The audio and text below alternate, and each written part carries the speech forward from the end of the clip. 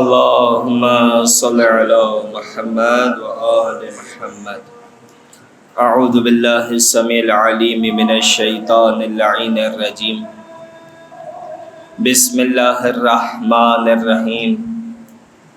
رب اشرح لی صدری ویسر لی امری واحلل عقدۃ من لسانی یفقہوا قولی. الحمد للہ رب العالمین. الحمد للہ المعروف من غیر رؤیہ والخالق بغیر منصبہ. خلق الخلائق بقدرتی واستعبد الارباب بعزتی وساد العدماء بجودہ. ثم الصلاة والسلام والتحیۃ والاکرام علی خیر الانام ابی القاسم محمد. اللہم صلی علی محمد وعلی آلہ الطیبین الطاہرین المعصومین المظلومین المیامین المنتجبین المنتخبین سیما بقیت اللہ الاعظم روحی و ارواحنا لتراب مقدمہ الفدا. اللہم عجل لولیک الفرج واللعن الدائمۃ الباقیۃ علی اعدائہم اجمعین من یوم عداوتہم الی قیام یوم الدین. اما بعد فقد قال اللہ تبارک و تعالی فی کتابہ المبین. بسم اللہ الرحمن الرحیم. ومن آیاتہ منامکم باللیل والنہار وابتغاؤکم من فضلہ ان فی ذلک لآیات لقوم یسمعون. صلوات.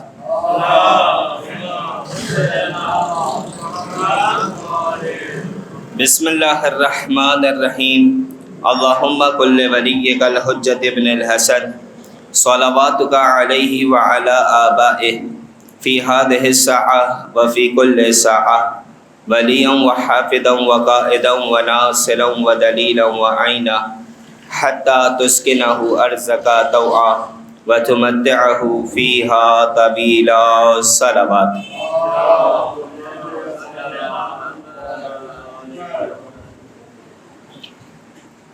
سامعین گرامی، سورہ روم کے مفاہیم کے عنوان سے ہماری گفتگو کا سلسلہ جاری ہے، اور گزشتہ درس میں آپ کے سامنے سورہ روم کی آیت نمبر 23 تک ہمارا بیان پہنچا تھا کہ جہاں پروردگار عالم اپنی نشانیاں اپنے بندوں کو بتلا رہا ہے. نشانیوں کا آغاز ہوا، پروردگار عالم نے خلقت کے حوالے سے بیان فرمایا. پھر پروردگار نے یہ بھی نشانی بتائی کہ ہر انسان کے لیے نوع انسانی سے اس کی زوجہ کو خلق کرنا اور باہمی محبت اور الفت کو قائم کرنا.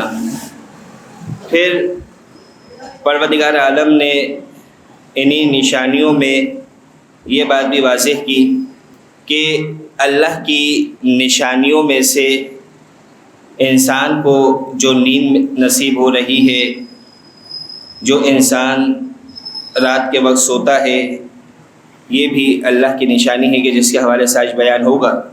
اور اس سے پہلی والی آیت میں پروردگار عالم نے ایک نشانی بیان کی تھی، وہ یہ کہ زمین اور آسمانوں کی خلقت اللہ کی نشانی ہے، اور زبانوں میں اور انسان کی رنگت میں اختلاف یہ بھی اللہ کی نشانیوں میں سے ہے.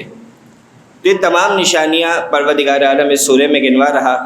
اور یہ بات کل آپ کی سماعتوں کی نظر کی گئی تھی کہ پورے قرآن مجید میں کل 11 آیتیں ایسی ہے کہ جس کا آغاز ومن آیاتی ہی سے ہو رہا، کہ اللہ کی نشانیوں میں سے یہ نشانی، کہ جہاں پر پروردگار عالم اپنے بندوں کو دعوت فکر دے رہا ہے کہ بندہ فکر کرے اور پروردگار کے نزدیک پروردگار تک پہنچے، پروردگار کو پہچانے، اس کی توحید کا اقرار کرے.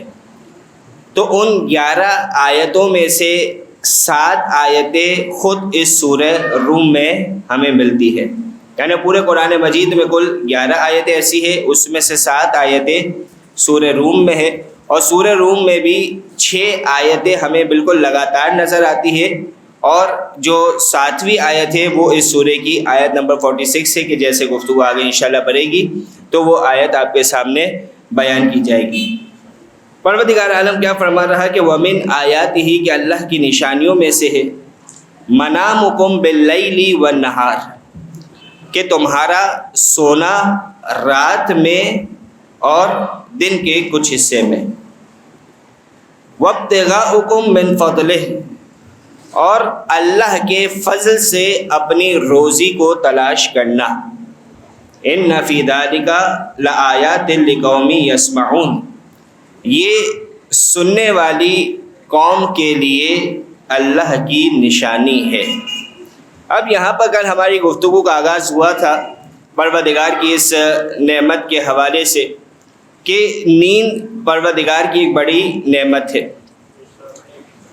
اور اس حوالے سے آپ کے سامنے بیان کیا گیا کہ اکثر اگر انسان کو یہ نیند نصیب نہ ہو تو نہ اس کا ذہن صحیح سے کام کر سکتا ہے، نہ اس کا جسم صحیح سے کام کر سکتا، کیونکہ پورے دن کی تھکن کے بعد، پورے دن کی جھنجھلاہٹ کے بعد، پورے دن کی ایگزوشن کے بعد جب انسان رات کو بستر پہ لیٹتا ہے اور نیند کی وادی میں سفر کو نکل پڑتا ہے تو جتنی تھکن ہے، جتنی ایگزوشن ہے، جب صبح اٹھتا ہے تو بالکل ایک نئے دن کا آغاز ہے۔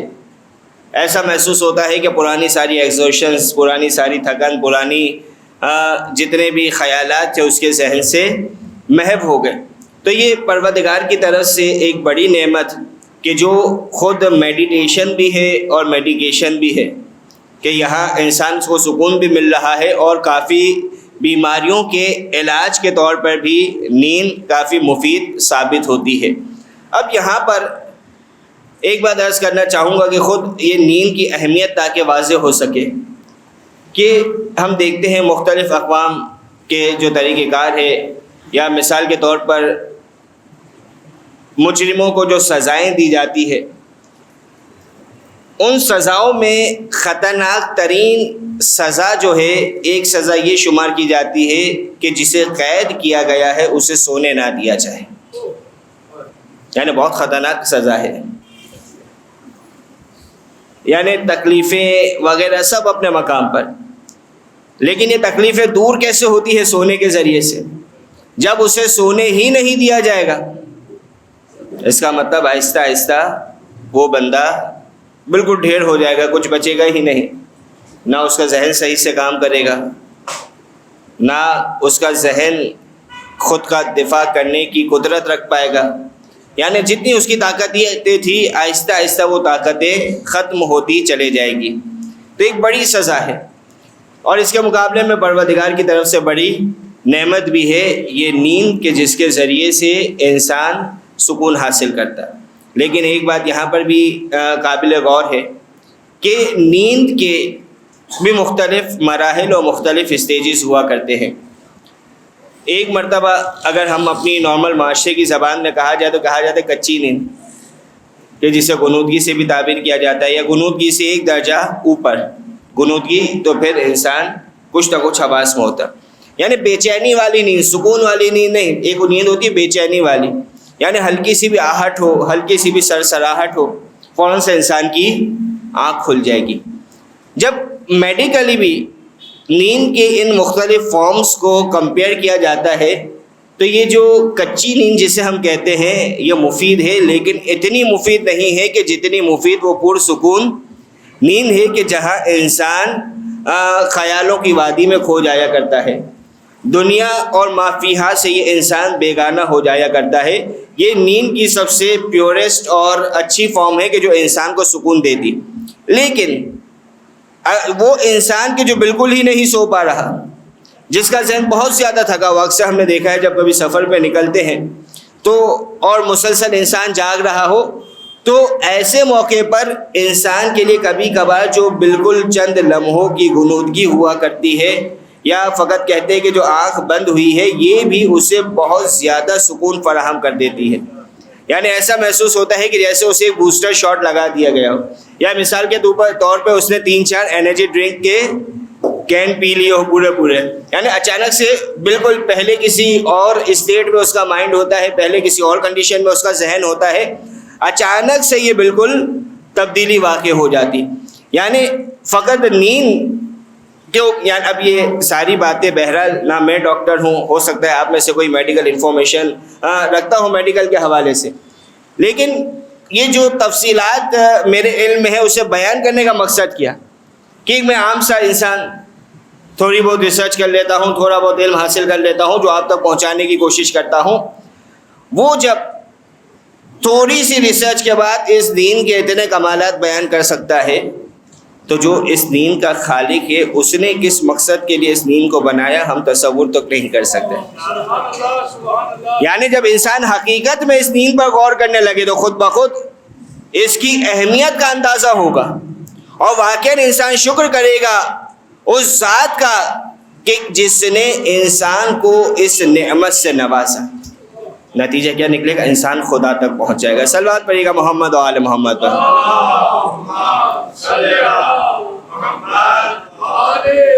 لہذا ایک اور آخری بات یہاں پر، اور پھر ایک اور منزل کی طرف آپ کو لے جانا ہے، لیکن آخری بات کہ جہاں طلاب کو مختلف جو طالب علم ہیں انہیں مختلف سجیشن دیے جاتے ہیں اور ان چیزوں کی فہرست تیار کی جاتی ہے کہ جس سے انسان کا ذہن تیز ہوتا ہے. یعنی بہت سے لوگ سوال کرتے ہیں ذہن تیز کیسے ہو، یا فلاں بندہ کون ذہن ہے اسے کوئی چیز یاد نہیں رہتی. تو جو مختلف نسخے بیان کیے جاتے ہیں کہ فلاں دعا پڑھو، فلاں قسم کی غذائیں کھاؤ، فلاں انداز میں زندگی گزارو، وہیں پر ایک چیز کہ جو اس کے ذہن کو تیز کرنے میں معاون ثابت ہوتی ہے اس کا مکمل نیند لینا. اگر انسان صحیح طریقے سے جتنی اسے نیند کی ضرورت ہے اتنی نیند لیتا ہے تو اس کے ذہن کو تیز کرتی ہے. اسی طریقے سے ایک مختصر سی نیند کہ جسے ہم کیا کہتے ہیں کیلیولا، جو عام طور پہ دوپہر کے وقت دیا جاتا ہے کھانے کے فوراً بعد. کچھ دیر کی نیند ہوتی ہے، 15 منٹ کی نیند ہوتی ہے، بعض سائنٹیفک ریسرچ کے مطابق 21 منٹ، یا مثال کے طور پر انسان کے پاس کچھ ٹائم بچا ہی نہیں تو کہا جاتا ہے سائنٹیفکلی بھی کہ کم سے کم 7 منٹ کا انسان نیپ لے لے. تو یہ جو اتنی مختصر مدت کے لیے انسان کی آنکھ بند ہوتی ہے، باقاعدہ سائنٹیفکلی پرووڈ ہے کہ یہ انسان کے ذہن کو تیز کرنے میں بہت زیادہ معاون ثابت ہوتی ہے. یعنی کیلولا لینا ایک طالب علم کے لیے بلکہ ہر انسان کے لیے بہت زیادہ مفید ہے کہ اگر انسان کھانے کے بعد کیلولا لیتا ہے دوپہر کے کھانے کے بعد. کیوں؟ کیونکہ یہ وہ وقت ہوتا ہے کہ جب انسان کا جو بلڈ سرکولیشن ہے وہ بہت زیادہ تیز ہو جاتا ہے، اور انسان جب اس طریقے سے لیٹتا ہے تو جو دماغ میں خون کی ضرورت ہوتی ہے، خون کو جو ریفریش ہونا ہوتا ہے، جو اس کا سرکولیشن صحیح سے چلنا ہوتا ہے وہ چلنا شروع ہو جاتا ہے، جس کی وجہ سے اس کی جو باڈی ہے ایک اچھے اسٹیٹ میں آ جاتی ہے، اور اس کے ذہن کے لیے، اس کے جسم کے لیے، اس کی صحت کے لیے بہت زیادہ بات معاون ثابت ہوتی. یہ تو بہرحال سائنٹیفکلی ایک آپ کے سامنے بات بیان کی، ورنہ خود ہم روایتوں میں حدیثوں میں دیکھیں تو ہمیں اس کیلولے کی بہت زیادہ اہمیت ملتی ہوئی نظر آتی ہے. مختلف روایتیں اس حوالے سے ملتی، اور آج بھی بہرحال ہمارے ملک میں جو سسٹم ہے اس میں یہ چیز اتنی زیادہ پریکٹیکل نظر نہیں آتی. ورنہ ہم عرب کنٹریز وغیرہ میں جا کے دیکھیں تو آپ نے اکثر دیکھا ہوگا وہ افراد کی جو زیارت کے لیے جاتے ہیں، پروردگار یہ زیارت کی سعادت ہمیں بار بار نصیب فرمائے. جب ہم جاتے ہیں تو دیکھا ہے کہ جب ظہر کا وقت ہوتا ہے، ظہر کے وقت کے تقریباً آپ سمجھ لیں 2-2.5 گھنٹے تک آپ کو مارکیٹ عام طور پہ بند ہوتی ہوئی نظر آئے گی. یعنی وہ ٹائم کہ جب ہمارے یہاں مارکیٹ کھلنے کا ٹائم ہوتا ہے آفیشیلی، ہمارا تو یہ ٹائم ہے نا مارکیٹ کھلنے کا آفیشیلی، کب کہ جب ظہر کا وقت ہو جائے گا، اس کے بعد جب دوپہر کے کھانے کا وقت ہوگا اس وقت اٹھ کے ناشتہ ہوگا اور پھر وہ مارکیٹ کھولنے کا سوچیں گے. جبکہ رزق بٹنا شروع ہو چکا ہے. اس حوالے سے بھی بات ہو، رزق بٹنا شروع ہو چکا، ہم کتنا وقت اس چیز میں ضائع کر دیتے. وہاں کب مارکیٹ کھلتی ہے؟ فجر کا اذان ہو گئی، نماز پڑھ لی، تاکیبات ہو گئی، سب ہو گیا، روشنی نمودار ہوئی، ناشتہ کیا، انسان نکل گیا مارکیٹ میں، دکانیں کھول کر بیٹھ گیا. اب یہ جو پورا دن کام کیا ہم نے اس پورے دن کو ضائع کر دیا. انہوں نے یہ پورا دن کام کیا. اب جب یہ ظہر کا ٹائم ہوتا ہے تو وہ اپنی دکانوں کو بند کر دیتے 2-2.5 گھنٹے کے لیے, اس میں وہ جاتے ہیں, کھانا کھاتے ہیں. اور ایک اہم چیز کہ جو ان کی روٹین میں شامل ہے کہ جس سے ہم نے اپنی روٹین سے ہٹا دی, وہ کیلولا, یعنی وہ کھانا کھانے کے بعد کچھ دیر کیلولا ضرور کرتے ہیں تاکہ صبح سے جو محنت کی ہے دوبارہ سے تازہ دم ہو جائے اور دوبارہ سے پھر اسی انداز میں محنت کر سکے. تو یہ ایک طریقہ ہے کہ جو اسلام نے بھی ہمیں بیان کیا ہے کہ انسان اس انداز میں زندگی گزارے. تو یہ بات ہوئی یہاں تک. اب یہاں پر آخری بات جو اس نیند کے حوالے سے آپ کے سامنے بیان کرنی, یہ خود نیند کا جو سب سے اعلیٰ اسٹیج جو آپ کے سامنے بیان کیا گیا کہ انسان دنیا و ما فیہا سے بیگانہ ہو جائے, انتہائی پرسکون نیند کی وادی میں چلا گیا. اس اسٹیٹ میں نیند کے جانے کے لیے خود انسان کو ہر طرح کی ٹینشن سے آہستہ آہستہ آہستہ آزاد ہونا پڑتا ہے. یعنی ہمیں بہت ساری میڈیٹیشنز نظر آتی ہے نا کہ فلاں چیز سن لو, انسان سنتے سنتے سو جائے گا. اب اس کی کیا حقیقت ہے کیا نہیں, لیکن ان کا طریقہ کار یہی ہوتا ہے کہ وہ انسانی جو برین ہے, انسانی ذہن ہے, اس کو ایک اسٹیٹ تک لے جاتے ہیں کہ وہ وہاں پر پہنچ جائے اور تاکہ دنیا و ما فیہا سے بیگانہ ہو جائے, آنکھیں خود بخود بند ہو جائے گی, یعنی کچھ سکون مل جائے گا, باقی سکون اس کو نیند سے مل جائے گا. تو اس اسٹیج پہ پہنچنا آسان نہیں کہ جس کی وجہ سے کل ہماری بات ہوئی تھی, اشارہ دیا تھا کہ انسان میڈیسنس کا بھی سہارا لیتا ہے, اسٹریس کی میڈیسنز لے رہا ہے, ڈپریشن کی پلس لے رہا ہے, نہ جانے کیا کچھ انسان جتن کر رہا. اگر فرض کیجئے کہ اگر انسان کے اندر خوف کی کیفیت پیدا ہو جائے تو کیا آپ سو سکیں گے؟ یعنی مثال کے طور پر, بہرحال اب کراچی والوں کے بارے میں کچھ نہیں کہا جاتا اس لیے کہ یہاں انسان عادی ہو چکا ہے ہر قسم کے شور کا, ہر قسم کی چیز کا. ورنہ ایک عام بندے سے پوچھا جائے, عام انسان سے پوچھا جائے, فرض کیجئے وہ سونے کے لیے لیٹا ہی ہے, 2-3 فائرنگ کی آواز آ جائے, دل میں خوف پیدا ہو جائے گا, اسی ٹینشن میں گھومتا رہے گا, اس کا ذہن وہیں رہے گا, کیا سو سکے گا؟ بھائی فائرنگ باہر ہوئی ہے, اس کی تو جان کو بھی خطرہ نہیں ہے, پھر بھی اس کی نیند اڑ گئی. ایسا ہی ہوتا ہے, اور یہ پریکٹیکل مسئلہ ہے, زیادہ دور کی بات نہیں. کراچی والے اس طرح کی صورتحال سے گزرتے رہتے ہیں. اور اب جہاں اسے پتہ چل جائے گا نہیں میری جان کو خطرہ ہے, پھر تو لاکھ جتن کر لے اسے نیند نہیں آتی. لیکن کیا کہنے اس ہستی کے کہ جس کا کام ہی جاگنا تھا, جو رات رات بھر جاگ کے عبادت کرنے والا تھا, کہتے ہوئے نظر آتا ہے کہ جیسی نیند علی کو ہجرت کی شب بستر رسول پر آئی پوری زندگی, علی ایسی نیند نہیں سویا. صلوات پڑھیے گا محمد و آل محمد پر.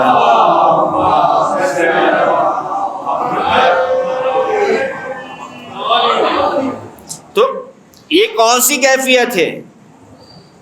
اس کیفیت کا نام ہے اطمینان, یا ایتھا النفس المطمئنہ, اے نفس مطمئنہ, اس کیفیت کا نام ہے اطمینان.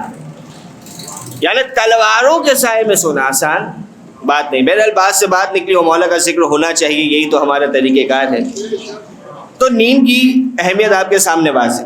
اب یہاں پر مفسرین نے ایک بات کی طرف اشارہ کیا ہے, وہ کیا ہے کہ جب پروردگار نے پہلے کہا وَمِنْ آیَاتِهِ مَنَامُكُمْ بِاللَّيْلِ وَالنَّهَارِ, کہ رات میں سونے کا بھی تذکرہ ہے, کچھ دن میں بھی سونے کا تذکرہ ہے.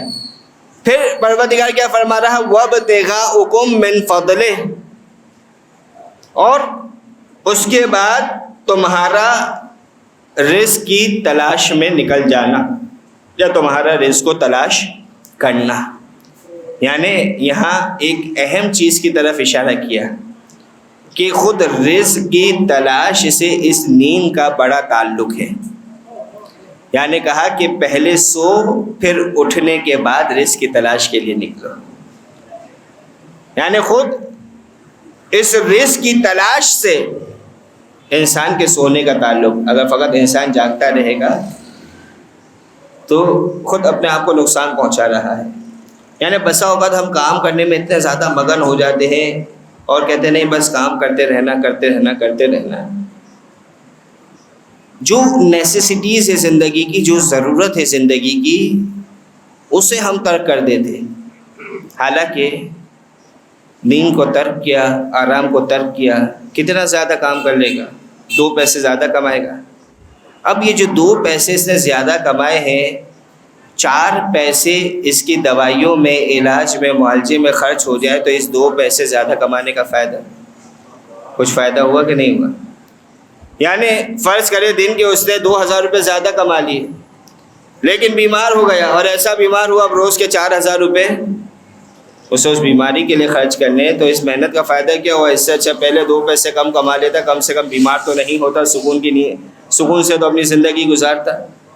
تو یہ جب ہم قدرت کے اصولوں سے ہٹتے ہیں نا، جو پروردگار نے ہمارے لیے اصول مقرر کیے، جب انسان اس سے ہٹتا ہے نقصان یہ اپنا کرتا ہے اور کسی کا، پروردگار کا نعوذ باللہ نقصان نہیں ہے، اہل بیت کا نقصان نہیں ہے، بلکہ نقصان کس کا ہے؟ نقصان ہمارا ہے.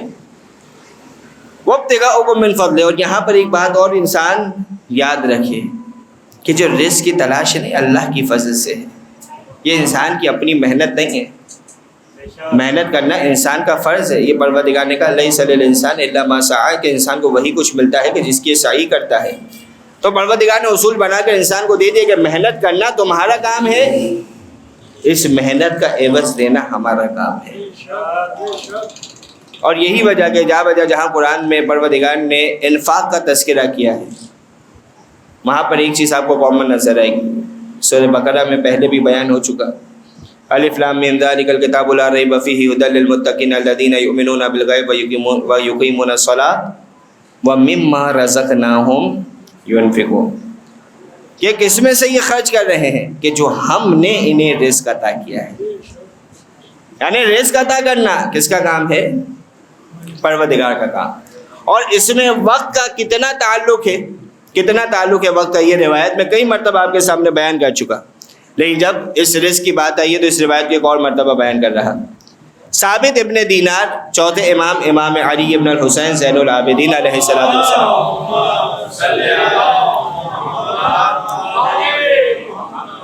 چوتھے امام کے صحابی کون ہے؟ ثابت ابن دینار ابو حمزہ صومالی، ان کا نام ثابت ہے، ابو حمزہ صومالی. بیان کرتے میں چوتھے امام کی خدمت میں کیا وقت کون سا تھا؟ جو فجر کے بعد کا وقت ہوتا ہے، فوراً بعد کا بھی نماز کا وقت قضا نہیں ہوا. دیکھا کہ چوتھے امام مصروف عبادت ہے. وہ کہتے ہیں میں مولا کے پاس انتظار میں بیٹھ گیا. وہیں پر گھروں میں کھڑکیاں ہوا کرتی تھی، مولا کے حجرے میں کھڑکی تھی، وہاں پر ایک چڑیا تھی جو چہچہا رہی تھی. مولا عبادت سے فراغت اختیار کرتے ہیں، مولا کو سلام کرتا ہے یہ. اب مولا اس سے سوال کرتے ہیں کہ تمہیں معلوم ہے کہ یہ جو چڑیا ہے یہ کیا کہہ رہی ہے اپنی زبان میں؟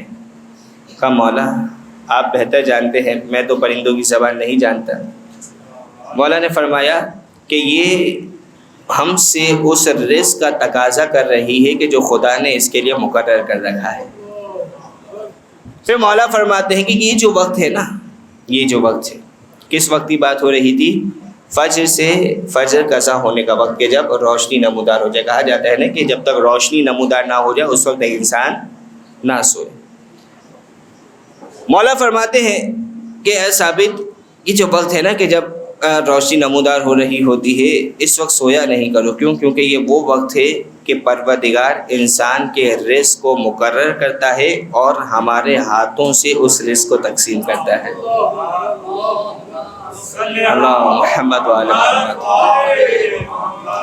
یعنی انسان پوری رات جاگتا ہے، عبادت کرتا ہے، سب کچھ کرتا ہے.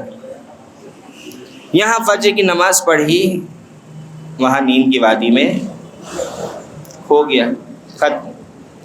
یعنی اصل جو رزق تقسیم ہونے کا وقت ہے اس وقت کو ہم نے کھو دیا. اصل اس وقت کو ہم کھو دیتے ہیں جو اصل رزق تقسیم ہونے کا وقت ہے. اور جیسے ہی وقت گزر جائے، آرام کرنا ہے، کچھ دیر آرام کرے، پھر انسان نکل پڑے تلاش رزق کے لیے. پھر دیکھیے کہ رزق میں برکت کیسے ہوتی ہے. بہرحال ہمارا معاشرہ ایسا، کوئی اٹھ کے کہہ سکتا ہے کہ بلا کیسی باتیں کر رہے ہیں، اس وقت اگر ہم نکل پڑے تو جائیں گے تو جیب میں پھر بھی کچھ ہوگا، واپسی میں کچھ ہونے کی گارنٹی نہیں ہے. لیکن حقیقت یہی ہے، پروردگار کا قانون یہی ہے. اور خود رزق کی طلب رزق کی کتنی فضیلت ملتی ہے. واقعہ آپ کا سنا ہوا کہ اللہ کے رسول کا زمانہ ہے، مسجد نبوی سے فجر کی نماز پڑھ کے اصحاب باہر نکلے، تعقیبات پڑھ کے باہر نکلے، اب روشنی نمودار ہو چکی تھی، اللہ کے رسول بھی باہر تھے۔ ایسے میں ایک کڑیل جوان کو دیکھا کہ جو ہاتھوں میں کلہاڑا اور کام کا سامان اٹھائے جنگل کی طرف جا رہا ہے، لکڑی کاٹنے جا رہا ہوگا، طلب معاش کے لیے نکلا ہے۔ اصحاب نے اس جوان کو دیکھا اور دیکھنے کے بعد کہا کہ کاش اس کی جوانی اللہ کی عبادت میں صرف ہو جاتی۔ یعنی کہنے کا مقصد ابھی یہ وہاں جا رہا ہے، اس کی جگہ مسجد میں آ جاتا، یعنی جوانوں کی عبادت واقعات، یعنی جوانوں کی 2 رکعت عبادت ایک بوڑھے شخص کی کئی عبادت سے افضل قرار دی گئی ہے، بعض روایتوں میں سندہ سبب۔ اب یہاں پہ جو بزرگ ہے وہ برا نہ مانیے گا، کیوں؟ کیونکہ جس کے دل میں محبت علی ہوتی ہے وہ جوان ہی ہوا کرتا ہے۔ نعرہ حیدری۔ تو جوان کو جب دیکھا، بالکل کڑیل جوان، جب یہ جملہ کہا نا کہ کاش اس کی یہ جو زندگی جوانی ہے یہ کس میں صرف ہوتی؟ عبادت میں۔ اللہ کے رسول نے اصحاب کو ٹوکا اور کہا کہ تم کیسے کہہ سکتے ہو کہ ابھی اس کی جوانی عبادت میں صرف نہیں ہو رہی؟ کہا یا رسول اللہ، یہ مسجد تو نہیں آ رہا، یہ تو اپنے کام کے لیے نکل رہا ہے، تلاش رزق کے لیے نکل رہا۔ تو اللہ کے رسول فرما رہے ہیں کہ یہ جو محنت کرنے جا رہا ہے، مزدوری کرنے جا رہا، اگر اپنی بیوی بچوں کا واجب نفقہ پورا کرنے کے لیے جا رہا ہے فَهُوَ فِي سَبِيلِ اللَّهِ، تو یہ اللہ کے راستے میں ہی ہے اور یہ عبادت کر رہا ہے۔ پھر بات یہاں پہ ختم نہیں ہوئی، اللہ کے رسول نے کیا فرمایا کہ جو طلب معاش کے لیے جا رہا ہے، طلب رزق کے لیے جا رہا، اس کا واجب جو ذمہ داری ہے اسے پورا کر دیا، اس نے چاہ رہا ہے کہ کچھ بہتری ہو جائے، اس میں کچھ جیسے کہتے ہیں نا کچھ خلاصہ ہو جائے، ہاتھ کھلا کر لے انسان، کچھ سکون سے زندگی گزار لے، کچھ رشتہ داروں کی مدد کر لے، کچھ پڑوسیوں کی مدد کر لے، کچھ ضرورت مندوں کی مدد کر لے۔ اس وجہ سے بھی اگر یہ رزق، یہ تلاش رزق کے لیے جا رہا ہے فَهُوَ فِي سَبِيلِ اللَّهِ، یہ اللہ کے راستے پہ ہے، یہ عبادت کر رہا ہے۔ ہاں لیکن ایک تیسری صورت نکلتی کہ یہ اس وجہ سے طلب معاش کے لیے جا رہا کہ جو مال کمائے گا اس سے دوسروں پر اپنی برتری کا اظہار کرے گا، اپنی فوقیت کا اظہار کرے گا، دوسروں پر اس مال کا رعب جمائے گا۔ فَهُوَ فِي سَبِيلِ الشَّيْطَانِ، اب یہ شیطان کے راستے پر ہے، یہ اللہ کے راستے پر نہیں ہے۔ یعنی معیار پورا مقرر کر دیا کہ اگر انسان کما رہا ہے، کمانے میں کوئی پابندی نہیں، جتنا کمانا ہے کمائے، لیکن اس سے اگر اپنے اخراجات پورے کر رہا، دوسروں کی مدد کر رہا ہے، اچھی زندگی گزار رہا، کوئی ایشو نہیں۔ ہاں جہاں دوسروں پر اس مال کی وجہ سے اپنی برتری کا اظہار اس نے کرنا چاہا، اب یہ اللہ کے راستے پر نہیں ہے، اب اس کا راستہ جدا ہو جائے گا، اب یہ شیطان کے راستے پر ہوگا۔ صلوات پڑھیے گا محمد و آل محمد پر۔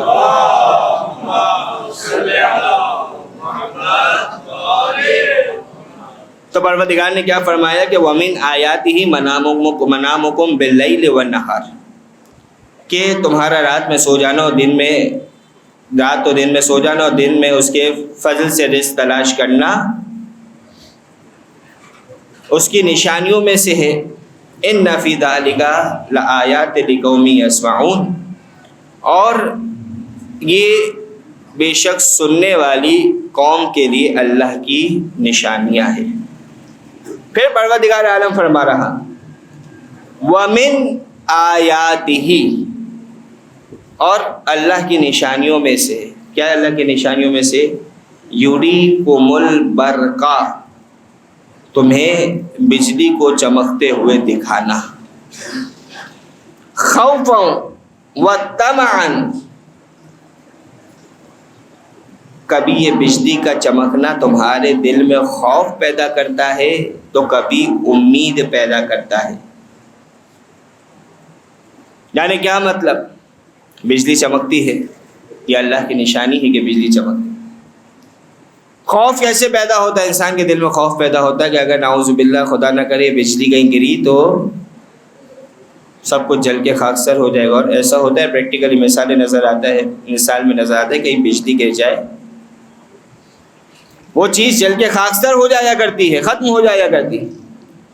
تو یہ بجلی کا خوف انسان کے دل میں رہتا ہے، لیکن وہ طمعاً، یہ امید کیسی ہے؟ خوف کے ساتھ ساتھ امید ہے، یعنی ایک ہی چیز، خوف بھی بن رہی ہے، امید بھی بن رہی ہے۔ امید کیسی؟ امید اس چیز کی کہ ابھی بارش برسنے والی ہے، امید کس چیز کی؟ کہ ابھی رحمت خدا کا نزول ہونے والا ہے۔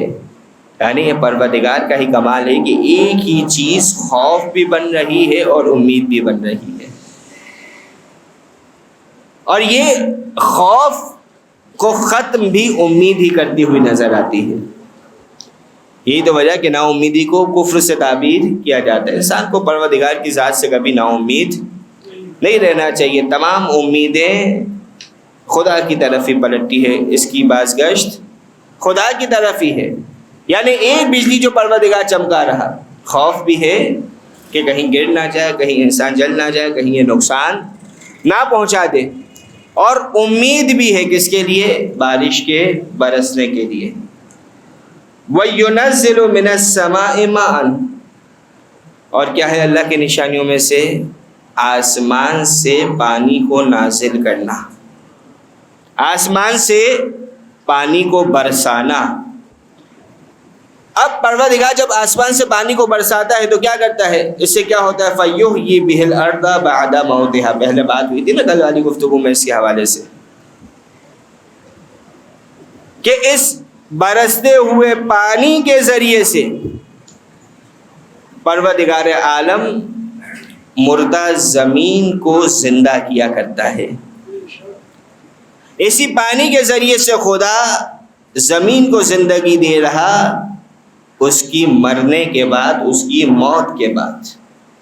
تو یہ کیا ہے؟ پروردگار فرما رہا إِنَّ فِي ذَلِكَ لَآيَاتٍ لِقَوْمٍ يَعْقِلُونَ، کہ یہ جو ہے اللہ کی نشانیوں میں سے ہے۔ اب یہاں پر ہمارے سامنے کتنی باتیں بیان ہو گئی۔ بات کا آغاز کہاں سے ہوا تھا؟ خلقت انسانی سے۔ خلقت انسانی کے بعد ازواج کو خلق کرنا تاکہ انسان سکون پائے، پھر اس کے بعد زمین اور آسمان کی خلقت، پھر اس کے بعد پروردگار کا نیند عطا کرنا، پھر اس کے بعد رزق کی تلاش، پھر اس کے بعد آسمان میں بجلی کا چمکانا، خوف کے لیے بھی اور امید کے لیے بھی، اور پروردگار عالم کا آسمان سے بارش کو نازل کرنا۔ اس بارش کے ذریعے سے پروردگار عالم کا مردہ زمین کو زندہ کرنا۔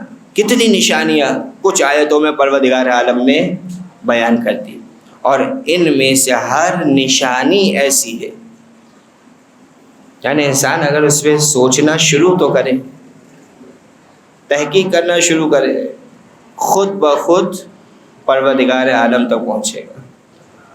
یعنی پانی کی پیورسٹ فارم انسان کہاں سے حاصل کر سکتا ہے؟ اسی بارش کے ذریعے سے۔ اور پروردگار نے نظام کیسا بنایا؟ یہی پانی ہے کہ جو زمین میں ہے، بخارات کی صورت میں جاتا ہے، بادل کی شکل اختیار کر لیتا ہے، پھر یہ بادل سے پانی آسمان سے برستا ہے۔ یعنی اس پروسیس میں پانی کی پیوریفیکیشن بھی ہو جاتی، یعنی زمین سے جیسا بھی پانی آسمان کی طرف بڑھے، آسمان سے جو برس رہا ہے وہ خالص ترین پانی برس رہا ہے۔ یہ تمام نظام کیسا ہے؟ اور یہ زمین اگر یہ بارش کا نظام نہ ہو، کتنی مشکلات ہوتی ہے اگر بارش نہ ہو۔ انسان اپنے اعتبار سے کتنی کوشش کرتا ہے، کبھی کینال بنا رہا ہے، کبھی پمپ لگا رہا ہے، کبھی ٹیوب ویلز لگا رہا ہے کہ زمینوں کو سیراب کر سکے، لیکن پھر بھی وہ نتیجہ حاصل کرنے سے قاصر ہے کہ جو ایک مرتبہ بارش آتی ہے اور زمین کو سرسبز و شاداب کر دیا کرتی ہے۔ یعنی نظام قدرت ہی ایسا ہے کہ یہ مردہ زمین اس کے ذریعے سے زندہ ہو جاتی ہے۔ پھر پروردگار فرما رہا کہ وَمِنْ آیَاتِهِ، کہ اللہ کی نشانیوں میں سے ہے کیا ان تقوم السماء والارض بامرہ، کہ زمین اور آسمان اور زمین اسی کے حکم سے قائم ہے. یعنی پروردگار کا حکم ہے تو ہمیں یہ آسمان اور زمین قائم نظر آ رہے، یہ زمین اور آسمان کھڑے نظر آ رہے، یہ حکم خداوندی سے ہے. ثم اذا دعاکم دعوۃ من الارض، پھر جب وہ تمہیں زمین سے ایک بار پکارے گا، اذا انتم تخرجون، تو تم اس زمین سے خود بخود نکل پڑو گے.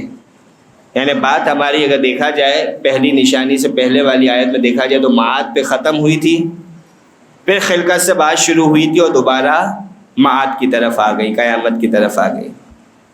یعنی سب کچھ پروردگار کے حکم سے قائم ہے، اور ایک پروردگار کی آواز آنی ہے، سب کچھ دوبارہ سے ختم ہو کر رہ جائے گا، سب دوبارہ سے ختم ہو جائے گا، پھر کچھ بھی باقی نہیں رہے گا. یہ دوبارہ انسان زمین سے اٹھے گا، اپنی قبروں سے جہاں بھی انسان موجود ہے اٹھے گا اور بارگاہ الہی میں پہنچ جائے گا، خدا کے حضور پہنچ جائے گا. اب ان آیات میں اگر آپ نے ترتیب دیکھی ہو تو ایک چیز جو آپ کے سامنے بیان کرنی، پہلی آیت جو آپ کے سامنے بیان کی تھی کہ وَمِنْ آیَاتِهِ، کہ تمہیں مٹی سے پیدا کیا اور پھر تم بشر بن کے زمین میں پھیل گئے، اور پھر ازواج کے ساتھ خلقت. اس کے آگے کیا مقصد بیان کیا تھا؟ إِنَّ فِي ذَلِكَ لَآيَاتٍ لِقَوْمٍ يَتَفَكَّرُونَ. پہلے ذکر کیا یہ کس کے لیے نشانی ہے، کس قوم کے لیے نشانی ہے؟ تفکر کرنے والی قوم کے لیے. پھر بات آگے بڑھتی ہے، جب زمین اور آسمان کی خلقت کی بات ہوئی، رنگوں اور زبانوں کے اختلاف کی بات ہوئی، تو پروردگار نے وہاں کیا فرمایا کہ ان فی ذلک لآیات للعالمین، یہ علم رکھنے والوں کے لیے نشانی ہے. پھر اس کے بعد جب پروردگار نے نیند کی بات کی تھی اور تلاش رزق کی بات کی تھی، وہاں پر کیا بات کی تھی؟ ان فی ذلک لآیات لقوم یسمعون، کہ یہ سننے والوں کے لیے نشانی. پھر آخری میں پروردگار نے کیا کہا کہ جب یہ بجلی کی چمک کی بات کی، بارش کے برسنے کی بات کی، مردہ زمین کو زندہ کرنے کی بات کی، وہاں پروردگار نے کیا فرمایا کہ ان فی ذلک لآیات لقوم یعقلون، کہ یہ عقل رکھنے والی قوم کی نشانی. اب 4 گروہ کا تذکرہ کیا ہے. پہلا گروہ کیا ہے؟ یتفکرون، تفکر کرنے والے. دوسرا گروہ کیا ہے؟ عالمین، علم رکھنے والے. تیسرا گروہ کیا ہے؟ یسمعون، سننے والے. چوتھا گروہ کیا ہے؟ یعقلون، عقل رکھنے والے. اب یہ 4 الگ الگ گروہ کیوں بیان کیے؟ تو یہاں پر مفسرین نے بیان کیا کہ شاید وجہ یہ ہو کہ علم کی طرف تفکر جو ہے وہ پہلا اسٹیپ ہے. یعنی جب انسان سوچ وچار کرتا ہے تو یہ پہلا اسٹیپ ہے انسان کے علم کی طرف. جب انسان اس سوچ وچار میں، تفکر میں کامیاب ہوتا ہے تو یہ علم کی طرف اپنے قدم کو بڑھاتا ہے. پھر جب انسان عالم بن جاتا، اس کے بعد نتیجہ یہ نکلتا ہے کہ یہ انسان کے کان اس بات کے لیے تیار ہوتے ہیں کہ یہ حق بات کو سن سکے، اور جب یہ حق بات کو سننے کے قابل ہو جاتا ہے اس وقت یہ عاقلین میں شمار ہوتا ہے، عقل رکھنے والوں میں شمار ہوتا. لہٰذا یہ 4 گروہ ہمیں یہاں پر پروردگار عالم نے بیان کیے کہ آیات الہی میں غور و فکر کرتے جاؤ اور فکری اعتبار سے بھی، ذہنی اعتبار سے بھی انسان معراج کی منزل پر پہنچتا چلا جائے گا. صلوات پڑھیے گا محمد و آل محمد پر.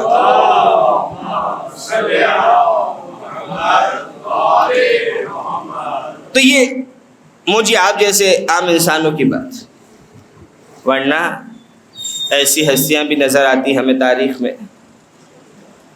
کہ چھوٹے سے سن میں مولا کائنات کہتے بیٹا کہو احد، عباس نے کہا احد. مولا نے کہا کہو اثنین، عباس خاموش. تکرار ہوئی، آخر میں عباس کہتے بابا مجھے شرم محسوس ہوتی ہے جس زبان سے خدا کی وحدانیت کا اقرار کر دیا، اس زبان سے کیسے میں 2 ادا کروں، خدا کا شریک کیسے لاؤں. یعنی معرفت کا عالم کہ جو ہمیں خانوادہ نبوت میں نظر آتا ہے. اور یہ کون؟ عباس سے، کہ جب تک عباس موجود تھے کسی میں اتنی مجال نہیں تھی کہ خیمہ حسینی کی طرف آنکھوں کو اٹھا کر دیکھ سکے.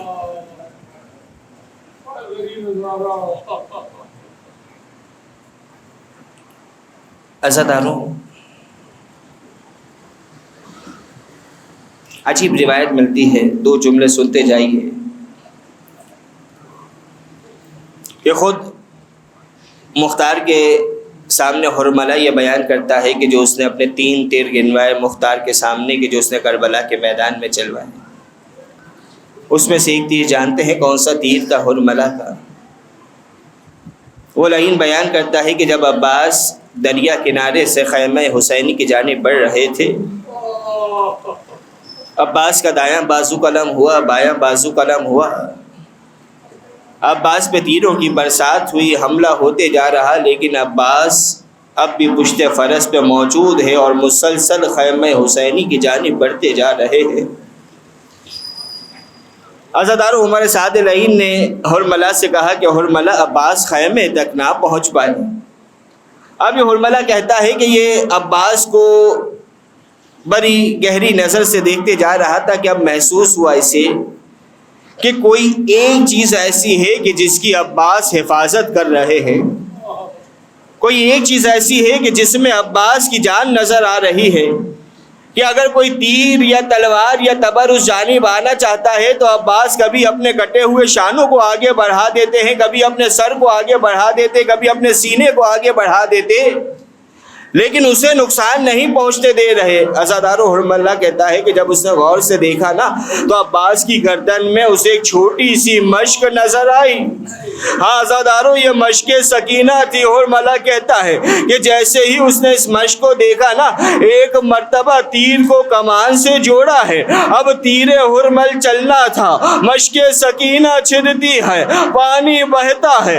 عزادارو، اب عباس جو خیمے کی جانب بڑھ رہے تھے نا، خیمے کی جانب جو بڑھ رہے تھے، اب اپنی سواری سے کہتے ہیں کہ اسب با وفا، اب عباس کو خیمے کی جانب نہ لے جانا، دوبارہ فرات کی جانب لے جا. عباس سکینہ کی نظروں کا سامنا نہیں.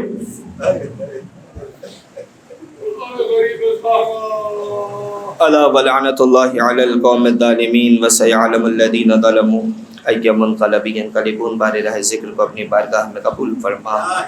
بار الہ محمد و آل محمد کا واسطہ، باب الحوائج ابوالفضل عباس کا واسطہ، ہمارے گناہ کبیرہ و صغیرہ کو معاف فرما، ہمارے مرحومین کی مغفرت فرما. بار الہ کوئی غم نہ دے سوائے غم اہل بیت کے. بار الہ جو بھی مومنین و مومنات بیمار، خصوصاً جن بچوں کے لیے دعا کی التماس کی گئی ہے، باب الحوائج کا واسطہ انہیں شفا یاب فرما دے. بار الہ اپنی آخری حجت کے ظہور میں تعجیل فرما. قلب مطہر امام زمان کو ہم سے راضی و خوشنود فرما. ان اللہ و ملائکتہ یصلون علی النبی یا ایھا الذین آمنوا صلوا علیہ وسلموا تسلیما. صلی علی محمد و آل محمد.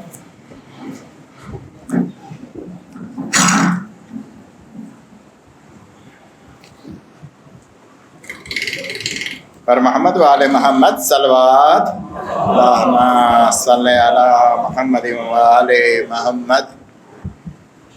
سورہ فاتحہ کی گزارش ہے. حسن علی نشاد نورانی اور ان کی فیملی، غلام حسین شریف، فاطمہ بھائی، محمد علی، سید حسن نواب، لیلہ بھائی بنت غلام حسین، زہرا بھائی بنت غلام حسین، انور علی رحمۃ اللہ، زرینہ بھائی غلام حسین، غلام علی رحمۃ اللہ، سغرا بھائی نظر علی، امینہ بھائی اللہ رکھا، نزیز بھائی نظر علی، حسن علی بنت فدا حسین، حسینہ بنت فدا حسین، منور حسین، غلام علی، شبیر حسین، محمد حسین، غلام علی، صابرہ، عبد الحسین، جمال بھائی، بابل بھائی وزیر، شیرین بھائی، جمال بھائی وزیر، اکبر علی، جمال بھائی وزیر، سکینہ بھائی نانجی، جینا بھائی حسن علی مرزا، امینہ بھائی حسن علی مرزا، اکبر علی حسن علی مرزا، قاسم علی حسن علی مرزا، سلیم اکبر علی وزیر، حبیب حیدر علی اکبر علی وزیر، معصوم علی اکبر علی وزیر، معصوم علی اکبر علی وزیر، گلشن اکبر علی وزیر، فاطمہ بھائی اکبر علی وزیر، روشن بانو، محمد علی گیلانی، بلکس قاسم علی مرزا، شبیر قاسم علی مرزا، مشتاق قاسم علی مرزا، فاطمہ بی محمد علی کپاڑیا، سلیم غلام علی تھاور، محمد علی داؤد کپاڑیا، فضل عباس محمد علی کپاڑیا، زیرا بھائی غلام عباس کپاڑیا، حسینہ بھائی رحمت اللہ لاکھانی، علی محمد منیس ورتیجی، یاسمین بھائی علی محمد ورتیجی، سگرا بھائی نظر علی نانجی بدامی، حسین علی علادین پونا والا، یاور مہدی حسین علی پونا والا، سکینہ بھائی محمد علی کپاڑیا، مہدی علی رحمت اللہ لاکھانی، انور علی رحمت اللہ، نرجس نظر علی، خیر النساء، غلام حسین اساریہ، غلام حسین اساریہ، شناز علی رضا اساریہ، فاطمہ بھائی علی محمد، فاطمہ محمد علی رحمت اللہ لاکھانی، سیدہ لاکھانی، انور علی حبیب کانانی، یوسف علی حبیب کانانی، حبیب عبدالحسین حبیب کانانی، حسین علی حبیب کانانی، جینا بھائی زوجہ حبیب بھائی، عزیز حسین فدا حسین، فضا بھائی غلام علی بابا، حیدر علی لالجی، حیدر علی اکبر علی، طاہرہ بھائی بنت شاہبان علی، سکینہ بھائی شریف بابا، حسن علی سومانی، یوسف علی سومانی، سگرا بھائی لالجی بابا، پیار علی سومانی، منجو جسا، حسن علی سومانی، قاسم علی اسماعیل سومانی، امیدہ بھائی ہرجی بھائی، علی بھائی سومانی، عبید محمد علی محمد جعفر سومانی، سکینہ بھائی محمد جعفر سومانی، پیر بھائی بھیم جی، غلام علی پیر بھائی، عبدالرسول پیر بھائی، مریم بھائی نور محمد، شیرین بھائی نور محمد، شیربانو پیر بھائی، اول بھائی زوجہ پیر بھائی، زیرا بانو بنت محمد علی رالجی، سکینہ بھائی زوجہ پیر بھائی، شاکر حسین غلام علی، خیر النساء بنت فدا حسین، محمد حسین غلام علی، محمد علی رحمت اللہ پیر بھائی، سجاد حسین محمد علی رحمت اللہ، نور محمد راجپر، رمضان علی نور محمد، شیر علی شعبان علی نور محمد، علی رضا ہاشم بھائی اور عبد الکریم والجی، منیرہ بھائی یار علی، سراج عبدالرسول، دولت بھائی ناصر علی، رضا حسین غلام علی کانانی، اصغر علی کانجی، منصورہ بنت عبدالرسول، بچو علی ملجی مامدانی، زینب بھائی بنت سلیمان، شیربانو رحمت اللہ، رجب علی احمد علی، شیرین بھائی سلیمان راجپر، احمد علی، حاجی جیراج، جاویر علی حاجی جیراج، فدا حسین کھوجا، نور محمد فدا حسین، نور بانو زوجہ فدا حسین کھوجا، حاجی پیر بھائی کانجی، فاطمہ بھائی جیراج، نسیم صادق علی، کبرا بھائی زوجہ صادق کھوجا، محمد علی کانجی، کلثوم بھائی منجا، شبیر حسین کھوجا، مرضیہ بنت نظر علی، بہادر علی سومانی، یوسف علی کھوجا، سکون بھائی بنت یوسف علی، افضل لدھانی، یاسمین بنت یوسف علی، نور النساء بنت جیون، خادم حسین سومجی، علی اصغر سومجی، مریم بھائی شفیق، کریم بھائی فاضل، فاطمہ بھائی علی بھائی، محمد نذیر کریم بھائی، علی حسین کرمانی، حسن علی مہر علی، غلام علی حسن علی،